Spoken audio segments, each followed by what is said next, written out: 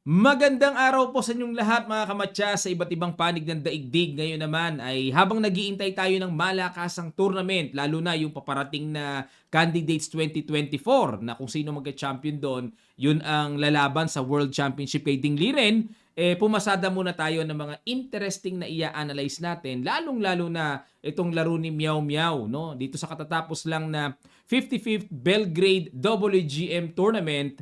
At round number 3 niya ito, long game, standard time control at ang kaharap niya dito ay si Woman International Master Sandra Djukic ng Serbia. Mukhang maganda rin ang tirada. Yan ang aalamin natin ngayon kung nakasabay ba sa kagandahan din ng tira ni Meow Meow. Ang ginawa, nag-E4, C5 si Sandra, Sicilian, Knight F3, G6, tinira po yung paborito nating hyper accelerated dragon, paborito ko yan. Nag-alapin delayed naman si Meow Meow, nag-D5, capture, Queen takes D5, nag-D4, Bishop G7 at nag-Knight A3. Ayan, ang alapin po kasi ang isa sa mga tricky opening na pwedeng i-apply against Sicilian. Kumapture sa D4, Bishop C4 muna. Kakaiba. Ngayon ko lang nakita ito ha. Queen E4 check, Bishop E3 harang. Tingnan nyo po. Kaya naisipan ko i-analyze. So tingnan nyo, iniharang lang ang bishop oh. O, pakain lang sa pawn. Nag-knight h6. Ayan. O, teka muna mga kamatyas, alamin muna natin at siguradong tanong nyo ito. Coach, bakit hindi kinapture ang bishop? Ano meron? Meron po kasing bishop takes f7, sacrifice na baon-baon itong batang si Meow Meow. Pag kinapture, knight g5 check, double. Tangay ang queen. Talo kagad ang black. Diba? Coach, pag kinapture, paano kung maging f8? May queen d8 check, mapopwersang kumapture, may knight g5 check, hindi pa rin mapipigilan ang paparating na yan. Okay? Kaya, after bishop e3, dead ma lang. Nag-knight h6 at nag-knight b5. Ayun, threatening knight c7. Ang gulo talaga ng sequence. At nag-knight a6. Oh, teka muna. Coach, ba't hindi kinapture? Pag sinacrifice yan, may knight ng pang-capture ah. Dito naman dadaan kasi. Knight c7 checking f8, mamamatchas ng pagkaaga-aga. Okay? O kaya, after knight b5, nag-knight a6 naman para saluhin yung c7 square na lundag ng knight. At kapansin-pansin, dalawang kabayo nakaganon sa gilid. Nag c takes d4. Ayun, tapos na ang usapang d4 na hang-hang na yan, no? Castle, castle, bishop g4 pin at yan ang novelty ni Sandra. Dahil ang nakarecord pa ay knight f5. Tineret kagad ang bishop. Okay. O, pero dito tayo sa new move. Nag-bishop e2, knight f5. Aba, si Sandra naman ang bumibira ngayon ah. Nag-queen d5, knight c3, queen a5, at nag-d5. Ayun. D5. Bakit kaya yan ang ginawa ni Meow Meow? Pinapakain niya ang knight. Kung tutuluyan, one pawn daw ng puti. Nag-h6 pa alis sa bishop. O, teka muna. Ano mangyayari kung capturein ang knight? Capture. O, coach, lalamang ng isang pawn yan ah. May rook c1. Lamang ng isang pawn pero merong gagawing... O, halimbawa, mag-queen a3, mag-rook e1. H3, ka-capture, may atake. Medyo may pasakali ng konti pero lamang ng konti ang puti. Ayan. Pero pwede rin gawin ng black, no, kung tutuusin, ano. Kasi may resistance din naman. Pero nag-h6, bishop f4, pamigay talaga ang knight na yan. Rook a d8, ayaw. Ayan, dito may threat. Capturein ang knight, tapos rook takes d5. Nag-h3, paalis sa bishop. Capture, knight to d4, at nag-bishop e4, e5, at nag-bishop e3, knight c5. Magaling din si Sandra. Oh, hindi makaporma si Meow Meow.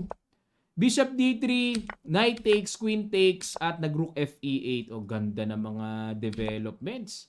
Nag-rook a d1, b5, ayan, mag-b4, kinapture na, capture, at nag-queen takes b5, queen c7, at nag-knight e2. Tingnan nyo po, healthy pa rin ang evaluation bar sa black, equal. Queen e5, tineret ang knight at threat din ang pawn d5, nag-knight takes d4, rook takes d5, at nag-queen a4. Ayun. At nalagay na po sa alanganin ang posisyon dito ni Meow Meow. Nag-rook D8. Yun lang, hindi natumbukan ni Sandra ang tirang Queen E4. Yan lang pala. Patay. Bagsak ang Yokabab. Todas. Ito na kasi gagawin, Bishop takes eh. Bishop ang pangka-capture. Hindi kasi pwedeng makipagsabayan ng ganyan kasi may bitin pa sa tore. Kaya nag-Queen A4 para ma-maintain yung pagkakatreat pa eh. Yun ang plano ni Meow Meow eh. Pero kung natirahan siya ng Queen A4, iyak na pala, no? Iyak. Walang solusyon. Kaso nag-Rook ED8. Ayun, naka-Knight C6. Nakawala. Queen E8. Nag-Rook DE1. Naku po. Nahang pa ang tore ng malaon. Queen D7. Rook E7. Queen D6. And nag-Rook takes A7. Ayan. Hindi kasi ma-capture kagad ng maaga. May bitin pa sa tore. Kaya nag-Rook takes A7 muna. Rook E8 ilag. At nag-Rook A8. Hinabol na. Takes. Bishop F8. Ayan. Dito po mga kamatyas. Sige. May puzzle na pinakawalan dito si Meow Meow. Sa ilang sandali lang, tutuloy kagad natin.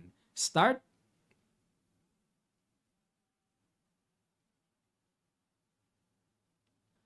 Maraming salamat. Congrats po. Knight E7. Excellent sacrifice knight.